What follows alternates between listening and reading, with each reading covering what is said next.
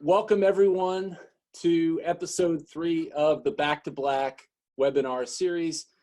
Today we're going to talk about 5 ways to attract raving customers. And I want to go back and tell you a little bit of story of why we came up with the Back to Black webinar series. And I'll give you the shortened version. It's inspired by the band AC/DC. And all the way back in the 1970s, 2 brothers, Malcolm and Angus Young, started the band AC/DC all the way back in 1973. In 1974, they ended up hooking up with Bon Scott, who became the lead singer and lead lyricist for the band. 1 year later, they came out with their first album called High Voltage. And over the next 6 years, they would produce another 5 albums, the last being Highway to Hell. And in 1980, they were finishing the tour for the Highway to Hell album. And they were just finishing up the tour in London, and they went out for a big night. And Bon Scott was a notorious partier. Unfortunately, he drank so much during that night, he blacked out and became unconscious. A couple people decided for him just to sleep it off in the back of a car. And unfortunately, during the night, he, while unconscious, vomited and then aspirated on his own vomit and tragically passed away. And so this is in February of 1980, just over 40 years ago. And the band literally thought of quitting and stopping, but their friends and colleagues wanted them to push forward. They said, Bon would have wanted you to continue to go forward. And they ended up hiring a new lead singer, a guy by the name of Brian Johnson. And just 1 week after asking Brian, they flew the band to the Bahamas and they started recording on their next album. And they decided not to use any of the material that Bon had created for this new album. And so under very challenging circumstances over the next 7 weeks, they recorded one of the greatest selling albums of all time, Back in Black.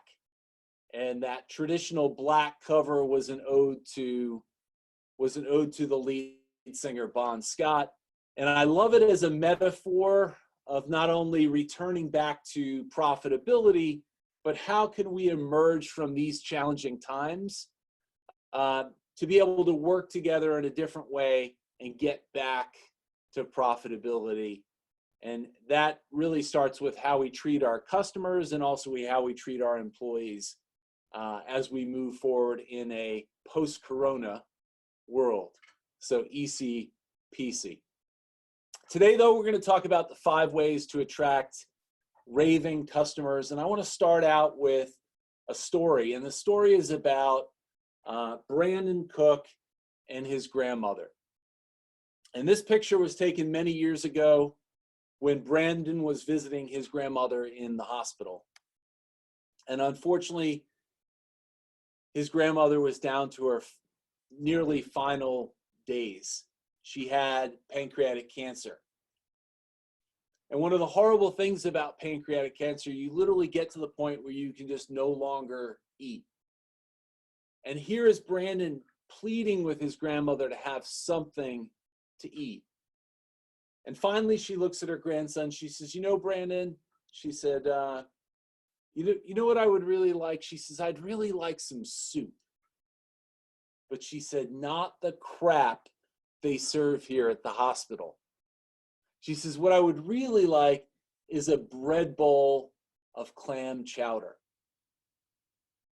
Now, I tell people, if in case you don't live in the Bay Area in San Francisco, that there's probably only one place that you can get a bread bowl of clam chowder, and that's Panera. Now, this happened to be the summertime, and Panera during the summer only serves clam chowder on Fridays.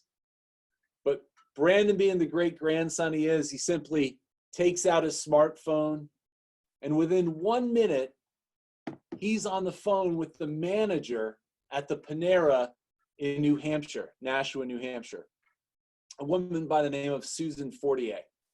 And he explains the situation to Susan, and Susan says, "Stop, Brandon." She says, "Come on down. Myself and the team would be happy to create a bread bowl of clam chowder for you and your grandmother." So he drives the 10 minutes. He meets Sue and the team. They give Brandon a couple bread bowls of clam chowder. And then they even did this. I love this. They ended up giving him a little thing of cookies for he and his grandmother to share. And Brandon went back to the hospital, and as he describes it, he just had a wonderful lunch with his grandmother. For that short time, it really kind of sustained her, made her feel happy. And he talks about how he drove home that afternoon, and he thought to himself, that was just a little thing that Panera did. But it meant so much to both Brandon and his grandmother, he decided he was going to do something about it. Now, I always like to ask this question: how do we know Brandon Cook is a good kid? Well, we know 100% for sure because he's friends with his mom on Facebook. So he gets home that afternoon, he writes about the experience, and then something pretty magical happened, because 2 weeks later, someone pointed this out to me. I immediately liked the post. I was the 801st person to like this post.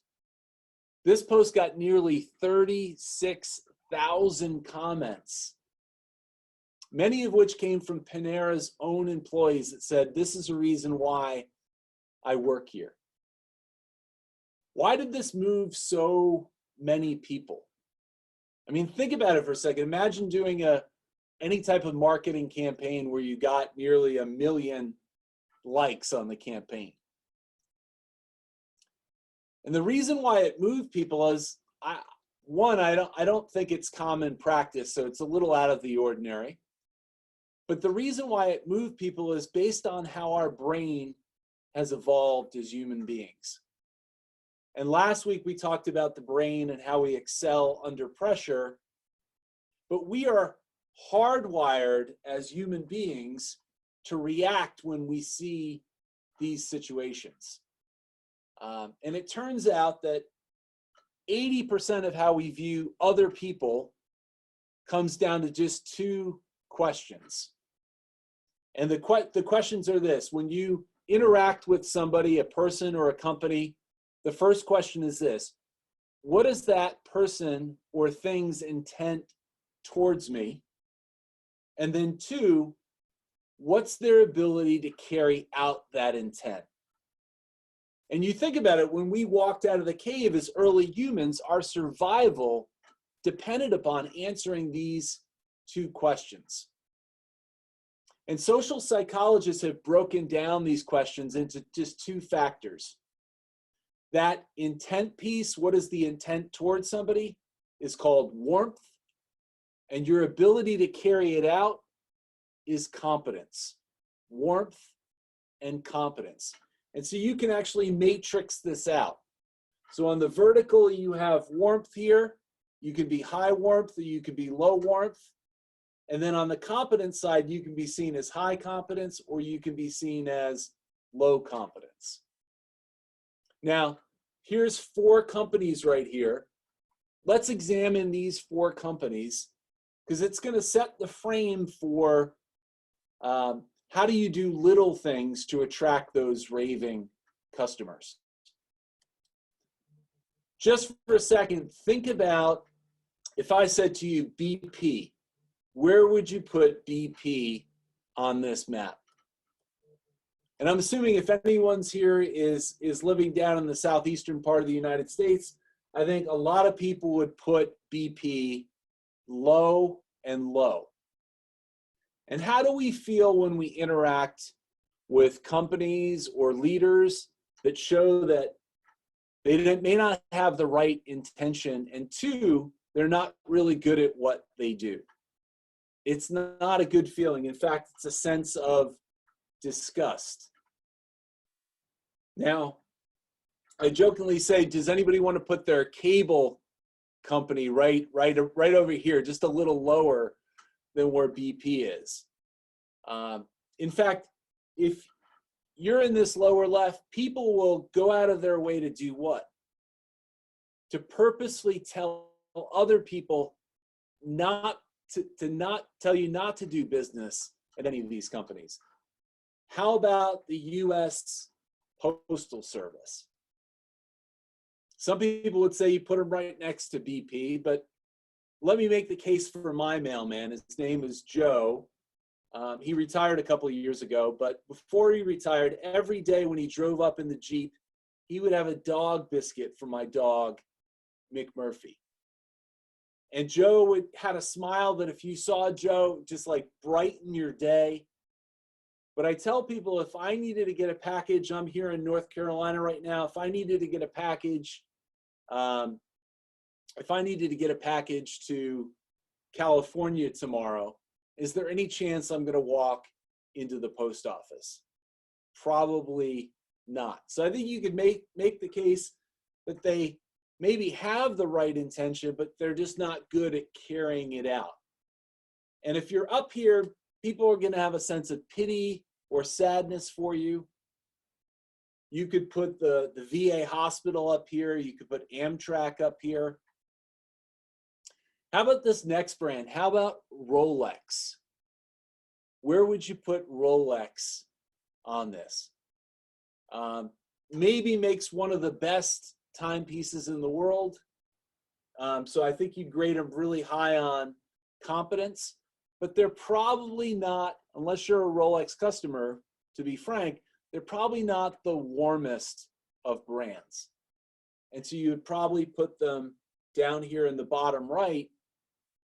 And you can exist as a brand down here. You're going to engender either envy or jealousy with the folks that you have to interact with.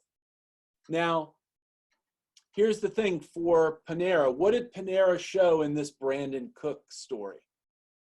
They showed that they were both high competence and high warmth by doing that little something extra. And this is where the great brands lie. They get up here to the top right because they can show the right intention and they can follow through on it. They're going to engender a sense of pride in those that do business with the brand. And when you take a sense of pride in doing business with somebody, you're going to go out of your way to what? Tell other people about your experience. I think that brands like Panera that get up here to the top right don't just exist here, but where do they also exist? They exist here in the heart. They reach the heart of the customers and the advocates that they do business with. Now, here's the thing. The distance between the stem of your brain and the top of your heart, it's not a long distance. In fact, great little piece of trivia, these 9 inches apply to everyone who's listening to this webinar right now. Because for almost 90% of people, the distance between your thumb and your pinky is exactly 9 inches. The distance between the stem of your brain and the top of your heart. And I believe that's where all great brands, they're on that journey, that 9-inch journey to reach the hearts of the customers that they serve. Now, I'm such a big believer in this. This is my license plate here in North Carolina, this idea of 9-inch marketing. And these little things that we do to show both warmth and competence are little things that can truly, I believe, make the biggest difference. So I'm going to share a case study of how I think a little thing can really go a long way. And the case study I want to share involves a QSR restaurant. So like a fast food type of restaurant. And a number of years ago, there was a study that studied the impact of two very simple things: a gift when somebody entered the restaurant, and the impact of a greeting when they walked into the restaurant. And so the gift was really small. The gift was either you got a little sample of yogurt or you got a little keychain, and the greeting was just somebody at the door that was welcoming you to the restaurant. And so for the study, they ended up having 4 different groups. And if you can imagine, here was the first group. You didn't get a greeting, you didn't get a gift. That was the control group. The second group got a greeting, but no gift, no yogurt or keychain for them. The third group got the yogurt and the keychain, but they didn't get a greeting. And yeah, you can imagine the fourth group, what did they get? They got the greeting and they got the small gift before they ordered. And what they did was basically study how that impacted the amount that somebody would order and how their feelings were about the experience that they had. So really quick, if you were in the control group and you didn't get the greeting or the gift, on average, you ordered $7.11 worth of food and drink. If you were in the greeting group, it went up to $8.39. And get this, if you got the gift, but you didn't get the greeting, it actually raised again to $9.39. The gift's a little more powerful. But if you had to imagine, what would it be if you got both the greeting and the gift? On average, they spent $10.41 compared to the $7.11. I tell people I am no math whiz, but that is a 46% increase in sales by doing that little something extra to elevate the experience. Now, a little bit of background. Gartner came out with research a number of years ago. They asked companies, they said, what's the number one thing that you're going to compete on? And the number one thing that most companies said, almost 9 out of 10 said, we're going to compete mainly on the experience that we provide to our customers. They also asked, they said, well, what's the best type of marketing that you can get? And literally over 90%, it said, obviously, referral and word of mouth marketing is the best type of marketing that they do. Now, you only have to go back 8 years ago when Gartner asked the same exact question about the experience. And 8 years ago, it was only 36% that responded that the experience was the most important thing. So that gives you a little sense, I think, of how important the experience is. And again, how important word of mouth is in terms of marketing your business. Now, a little bit of background on me. I spent almost 2 decades in brand marketing. I worked on the agency side, and almost everything I did in marketing was focused on what? Eyeballs and earlobes. It was all about getting impressions. And it was just 11 years ago that I had what I call my moment of truth that led me on this journey, that I'll share a little bit about this idea of a purple goldfish. And it happened on a rooftop bar in Manhattan. And I'm sitting on this rooftop bar. I'm waiting for a couple people to show. We're about to go to a networking event. And I see this older gentleman sitting across from my colleague and I. And he's by himself, and every once in a while I can see him scan the entire bar, and it becomes obvious to me he's waiting for someone to show up. And like half an hour goes by, no one's showing up for this guy. So I start to feel bad for him. I said, hey, I go, excuse me. I go, do you know we spend 10% of our life waiting? And I told him, I go, I know it's true because I once read that on the internet. So it has to be true. And we started laughing and we started talking about the etiquette of being on that time. And this guy said something to me that changed the course of my life. He said, on time is a myth. He said, no one in life is ever on time. He said, people in life are either early or they're late. He said, no one is ever just on time. And I remember that because I took the train home to Connecticut that night, and I thought to myself, that same thing applies with the customers that we serve each and every day. Does anyone on this webinar simply just meet the expectations of a customer that you serve? I would say it's impossible, right? Because if you buy into the fact that you'd never just meet it, like being on time, you either are going to exceed expectations or you're going to fall short. And so 11 years ago, I started looking for companies that purposely did the little things to elevate the experience and to do the little extra. And I remember at the time, Amazon had just bought Zappos for $1 billion. And Zappos is one of the Purple Goldfish Hall of Famers. They do a lot of little things. They see the little things that they do not as an expense, but an investment in their marketing. But I decided there's got to be other companies out there. So I started this thing called the Purple Goldfish Project. So Purple Goldfish, what's that? Well, it's a metaphor for doing the little things that can make the biggest difference. So why, let's start with why a goldfish.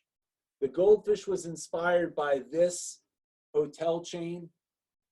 It's called Kimpton. And if you've ever stayed at a Kimpton hotel, you would know that they totally get the guest experience. I mean, they do a lot of little things, always gourmet coffee for free down in the lobby. In the afternoon, they do wine tasting. They'll let you take a bike out to tour the city. But one of my favorite things that they do is that up until a couple of years ago, before they got acquired by IHG, if you were staying at a Kimpton hotel and maybe you were getting a little lonely, some of the Kimptons would give you a pet goldfish for your stay. And it's a program that they call Guppy Love. And I love it as a little signature thing that they do that gives people a reason to talk about their experience at Kimpton. I love it. They encourage you to name your own goldfish when you're staying there. Here's the second reason. It has to do with my upbringing. You see, my very first pet was what? Was a goldfish. And I remember I went to a carnival, I threw the ping pong ball, I came home with my very first bag of my very first owned pet. I was 6 years old. And it turns out that goldfish, on average, only get to be 3 inches in length. And so if you have to break that down, that's the size of an average person's thumb. Now that's average. Some grow to be only 1.5 to 2 inches, but some actually grow to be much bigger. And come to find out that the Guinness World Record for the world's largest goldfish, you're looking at it right here, is nearly 20 inches or 50 centimeters. That's nearly 6 times the average. How does that even make sense? I tell people it would be like walking out of your house or apartment this morning and bumping into somebody who's what? 3 stories tall.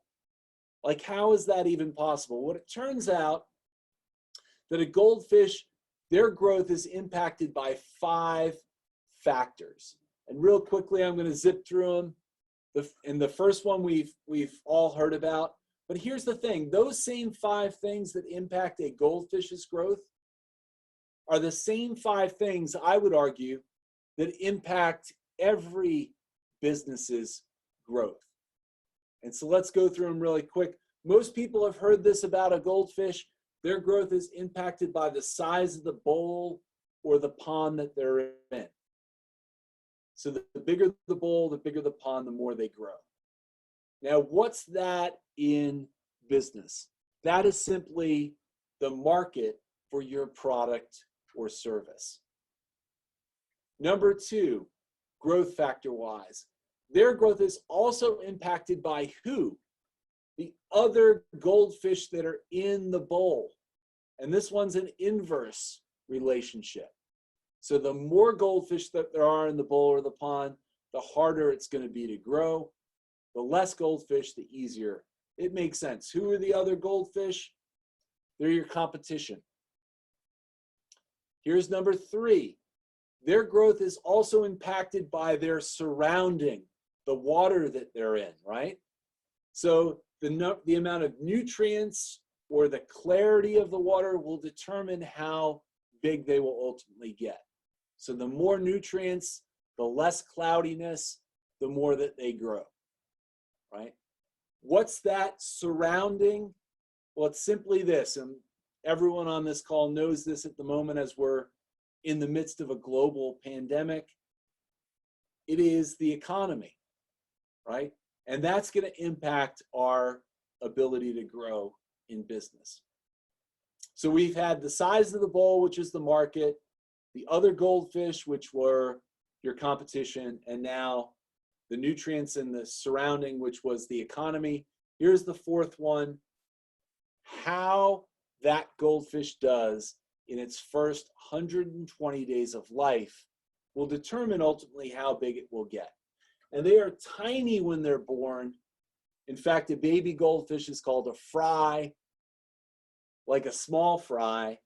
How they do out of the gate is absolutely key. So what's that in business? It's simply when you're a startup, or if you have a new product or service that you go to market with. How it does in the first 4 months will determine ultimately how big it will get. The 5th factor is this: genetic makeup. So for a goldfish, what are they born with that separates them from all of the other goldfish? And the stronger their genes are and the more that they're separated, typically the bigger they get. If their genes are weaker and they're like every other goldfish, typically the less they grow. So what's genetic makeup in business? Well, it's simply this. It's for your product or your service. It's how you differentiate what you do. How you stand out in business, what I would call a sea of sameness. Now, here's the thing. Here's the ultimate question. Market, competition, economy, startup, differentiation. I'm going to assume most of you on this call have been in business for more than 4 months, right? So we can take number 4 out. Of the remaining 4, what do you have control over? Does anyone have control over the market? Probably not. Your competition? No, not unless you're buying them, right? Does anyone on this call have control over the economy? No, I wish I did. The only thing you have control over is what? Is how you differentiate what you do, and more importantly, how you do it. So the goldfish is just a metaphor for growth via differentiation, mainly how you do it and why you do it, not so much what you do. Okay, So why purple? Purple is an ode to this iconic American city. Of course, the city I'm talking about is New Orleans, and it's an ode to its most famous event, which is Mardi Gras. And the reason why it's purple is the three official colors of Mardi Gras are purple, green, and gold. Happens to also be the first three colors in the Goldfish trilogy for the series. But the reason why it's an ode to Mardi Gras is simply because of one word that comes from New Orleans. And it's one word that Mark Twain once said. He said it was worth traveling all the way to New Orleans to get, and that one word is called Lagniappe. Lagniappe is Creole, meaning French. It's French and Spanish. It literally means the additional gift or to give more. How do you do that little something extra to stand out and elevate the experience that you provide? Now, I mentioned I started this thing, the Purple Goldfish Project. I tell people I don't know what the heck I was thinking at the time, because I decided to try to crowdsource 1,001 examples. So this is all the way back in late 2009. I started collecting examples. I would write about them. People would send me more examples. Again, I tell people, if you ever think about collecting 1,000 of anything, don't, right? It took me just over 2 years to collect all 1,001.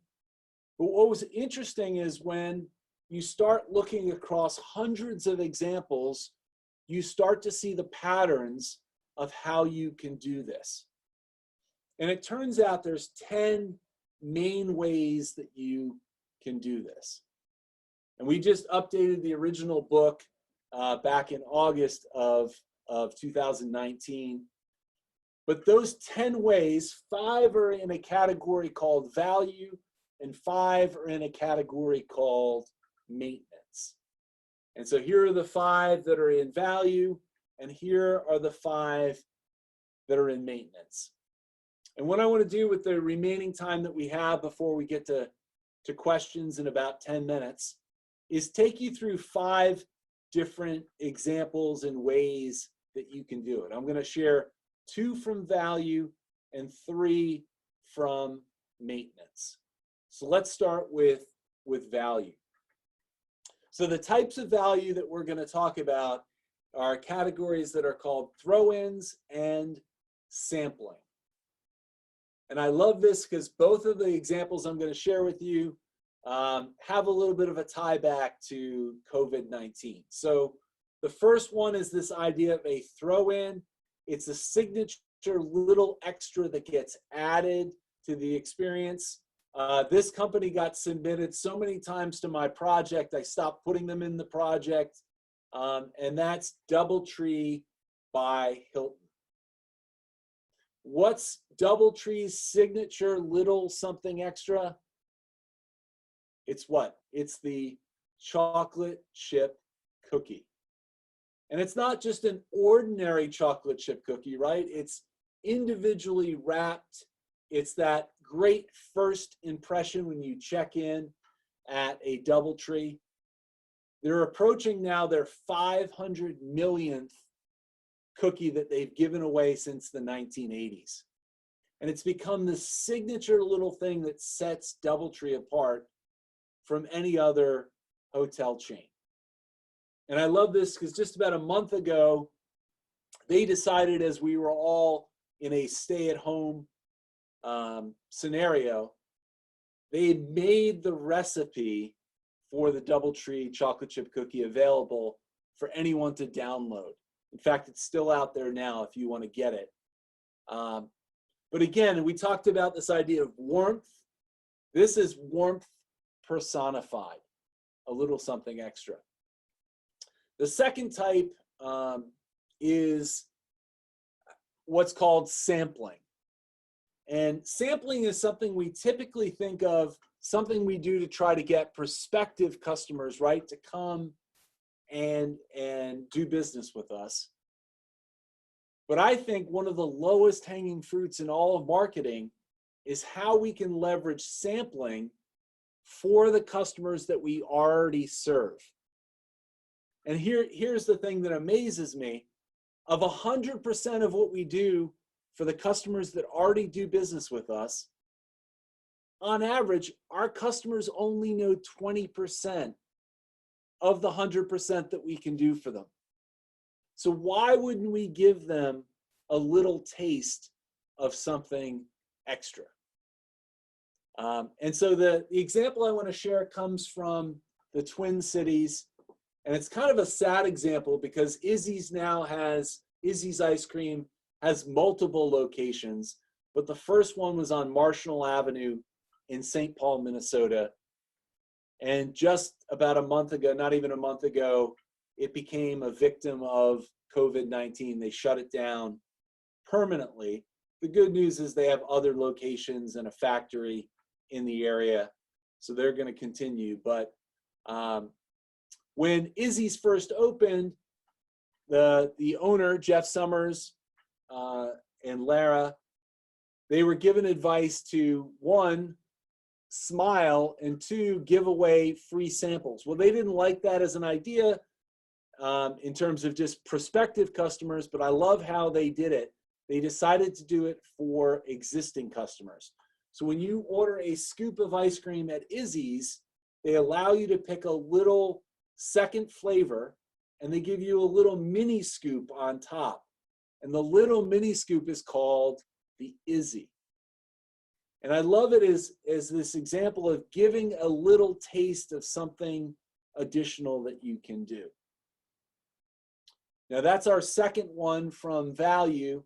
The remaining three are going to fall in a category that we call maintenance.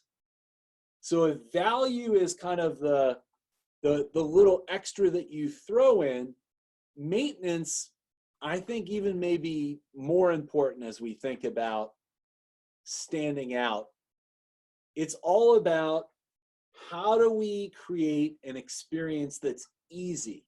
This is how do we make it easier for our customers to do business with us? And so the three types of maintenance I want to talk about: added service, convenience, and waiting, right? And so added service is just a little something extra that you do to go above and beyond, doesn't cost anything. And the example I love right here is from SafeLight. And so if you've ever had your windshield repaired at SafeLight, they come out and they've got this funky device that they clamp onto your windshield. And then what they do is they drill a hole into the crack, and then they fill the crack with an epoxy resin. And then it takes essentially 10 minutes for that epoxy to cure and harden. And so what the technician will typically do, he or she will go back to their van, they will grab glass cleaner, they'll grab a vacuum, and they'll spend the remainder of that 10 minutes detailing the inside of the car. Totally unexpected. So now when you walk out, not only does your windshield look like it's brand new, but your car looks like it just rolled off the showroom floor. Totally notable, totally share-worthy for that experience. And it didn't cost them anything. It was just a little added service that they did as a little something extra. The second type is convenience. So how easy do you make it for your customers to do business with you? And we live in one of my other books, The Blue Goldfish, it's called The Amazon Effect. We live in this on-demand world. We've got to find ways in business to make it easier and more convenient to run with the Amazons and the Netflix and the Ubers of this world, right? So this example comes on convenience, comes from TD Bank. And TD stands for Toronto Dominion Bank, TD Bank. And what I love is that they figured out that convenience is one of the things that's most important to the customers that they serve. So most of their branches are open 7 days a week, even on Sundays. And so great example, and I love this that they do. They will open the doors to the branch 15 minutes early, and they actually don't close the doors till 15 minutes after what they've posted as their operating hours. So each day they have the ability to let somebody in early, or if somebody's rushing and they got to the bank late, they're able to create that little experience for them. The last type is waiting. So how do you, if you're successful in business, how do you manage the waiting process? And I love this example. This is from Lexus. I'm a Lexus fanboy. When Lexus, you take your car in for service, the waiting experience is tremendous, right? And so it feels like you're in airport executive lounge, great Wi-Fi, usually food and drink, comfortable environment, so you can get work done if you want. So a great job by Lexus of managing that waiting experience. But how you manage that wait can be critical for the customers that you serve. In just a second, we're gonna open it up for questions and comments. So do me a favor, if you can, just write those questions or comments. Sal is helping me right now, so we can either unmute you if you want to ask the question, or you can just type it in, and we'll share that with everyone and answer the questions. So real quickly, we had talked about throw-ins, which were the little something extra. We talked about the idea of sampling as something we can leverage for the customers that we already have. We talked about an added service. How do we do a little signature above and beyond? And then we talked about convenience and waiting. So with that, I'm going to open it up to questions and comments.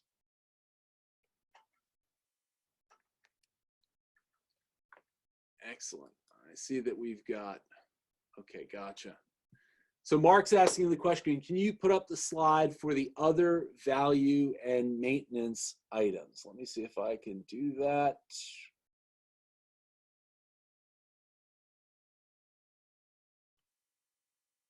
Apologize here.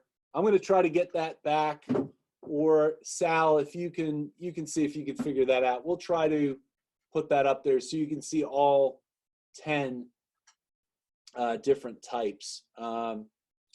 Let me share one of the questions that I get asked almost every time, and this is purple goldfish is my baby, so it's probably the one I've given the most presentations on. I think it's a game changer as it relates to marketing. This is the question I get asked. Well, is this something that you can do on a campaign type of basis? Like, can you just start something up as a little something extra and then 3 months from now stop doing it? And I tell people, I said, that's a really difficult thing, because once you start something, you're creating an expectation for the experience. And so taking it away or being inconsistent on how you deliver that little extra can actually do you more harm than good. So I tell people, try things out, but once something sticks, you've got to make the commitment to stick to it. Okay, great. This is from Gabby. When you're a customer-facing business, such as a store or a restaurant, how can you better differentiate yourself in this COVID-enforced digital economy and still be able to offer a lagniappe? So I know Gabby and I know Diego is with her right now. Let's take it from a restaurant concept. One is you've now been in a period for, depending on where you are in the world, for at least 2 months, if not maybe a little more than 2 months, where you've lost that connection restaurant-wise of that in-person dining experience. So a lot of restaurants have kind of pivoted to do more takeout. And so I love this. You have the ability, when you're doing that takeout, you have a great opportunity to throw something into the bag as a little something extra. So that's a great example of doing a throw-in. How you, when somebody comes up to, their ability to order in advance and do curbside pickup, or to be able to walk up, how you manage that waiting process as someone's waiting for their order, and how convenient you make it so they can get their stuff and be on their way, I think are absolutely key. So definitely a few of the ones that we talked about today, I think have great application if we look through a restaurant concept. Great. So this one is from LaShawn. LaShawn says, the company I work for has always listened to clients and sent little gifts. For example, a client advises that they just bought a house. We would send a welcome home or congrats to your new home gift, usually from Amazon. With the way things are going, we're sort of at a loss of what we can do at this time. We're a payroll company, so it's like we could give a free month or something. I just don't know how to move forward in the same way now. So I think it's a great question that we're all grappling with. How do we do something in a way that doesn't discount what our main product or service is, but shows that that there's that warmth and competence. And so I think it can be something as simple as just, reaching out with potentially a phone call to your existing customers. It may be sending them all a handwritten note with a little something in the mail. I like how insurance companies are a great example right now. We're now in a situation where people are driving less. I like how they've actually cut checks, and instead of just reducing someone's premium, they've given part of that premium back to the customers. So I think it's just how you handle it. I think you'd want to try to do some stuff short term, but you want to think about the long term kind of applications of everything that you do. So great question. Next one from Chris Stewart. Hello, Chris. Good to see you, my friend. What's the most important thing to provide to your customers and brand partners during this COVID-19 shutdown?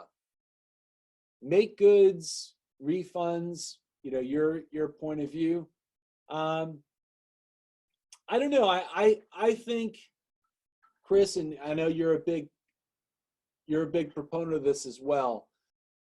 This idea of a purple goldfish is purposefully trying to go above and beyond a transactional mindset, meaning that business is inherently, I give you X, you have to give me Y. There can't be any, for the most part, it has to have this zero sum equal. And what a purple goldfish is really about, it's more about that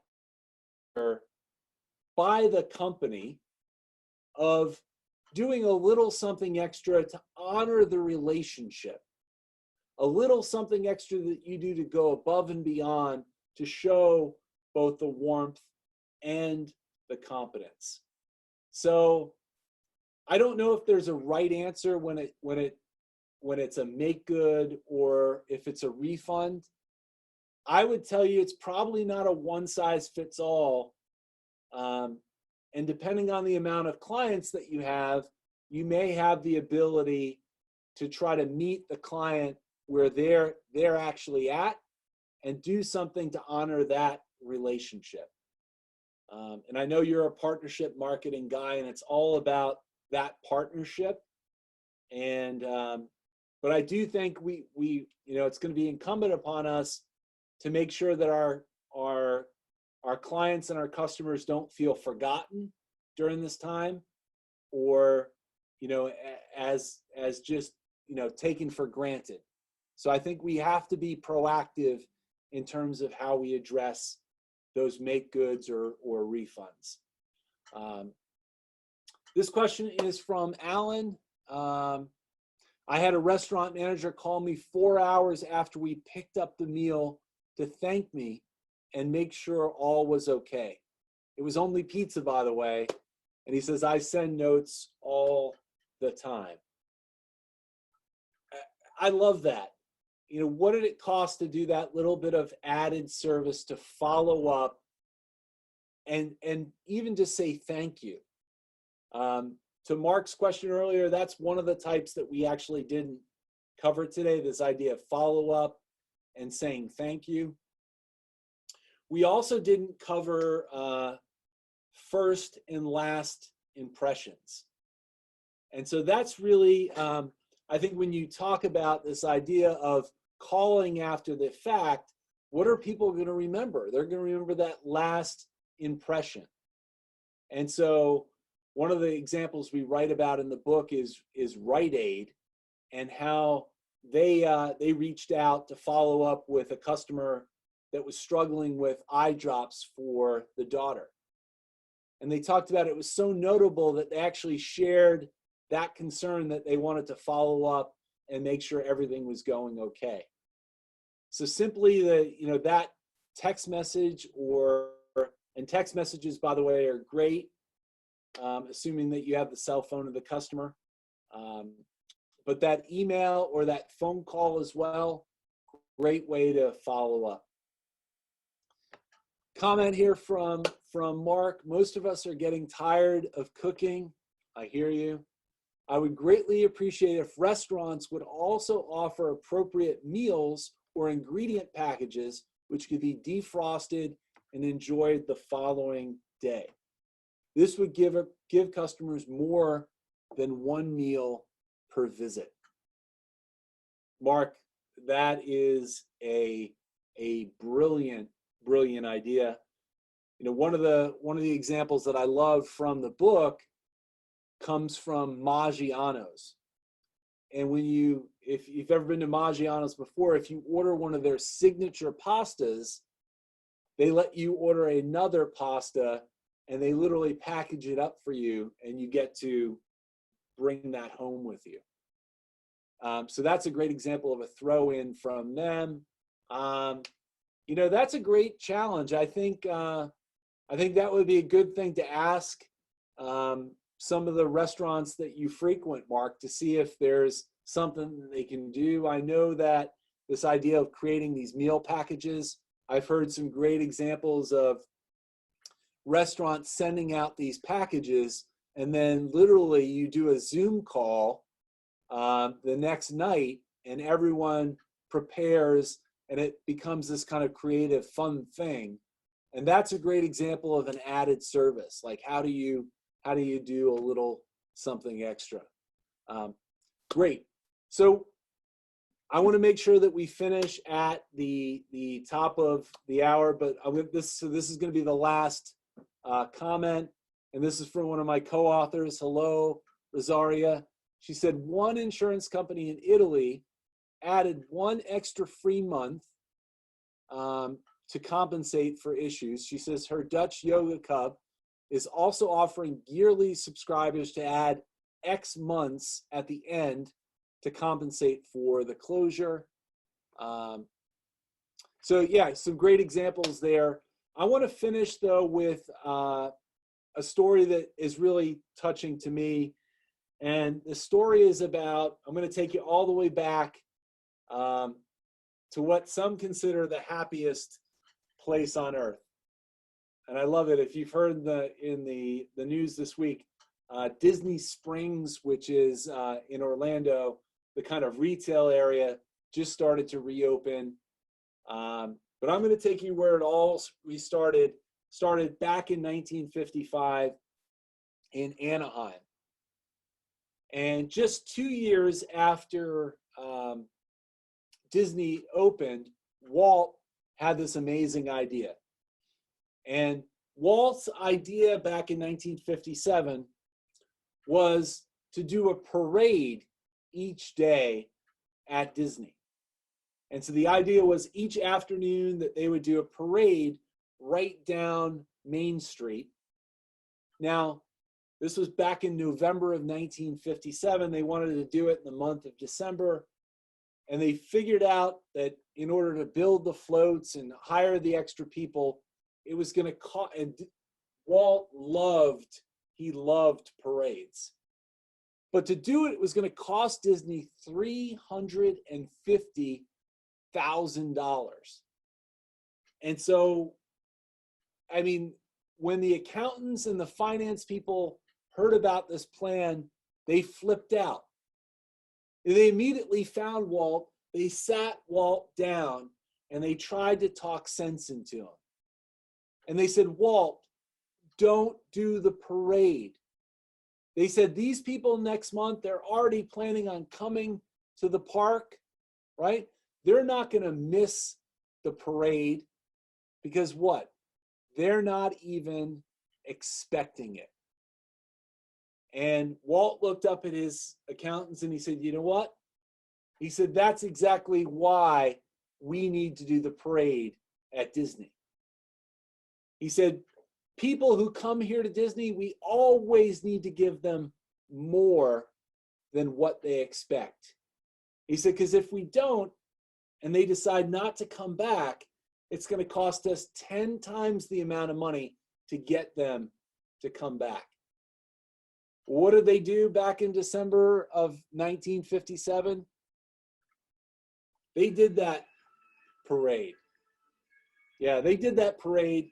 And if you think about what's the one thing that differentiates Disney from any other resort, it's the parade. Now, Walt's mantra was this. He said this. He said, look, he said his mantra was this: always exceed expectations. And he was such a fan of this, he had his own word for it. He called it plussing. How can we plus up and do a little something extra to elevate the experience? So as I finish today, my hope is that you're maybe thinking a little differently about the customers that you already have. Maybe you're willing to do a little something extra to get them to tell their friends and promote that word of mouth. And I hope you're willing to ask yourself, what's your purple goldfish? Now, really quickly, last 20 seconds. Next week, next Tuesday at noon, is going to be about the second book in the series. It's called The Green Goldfish.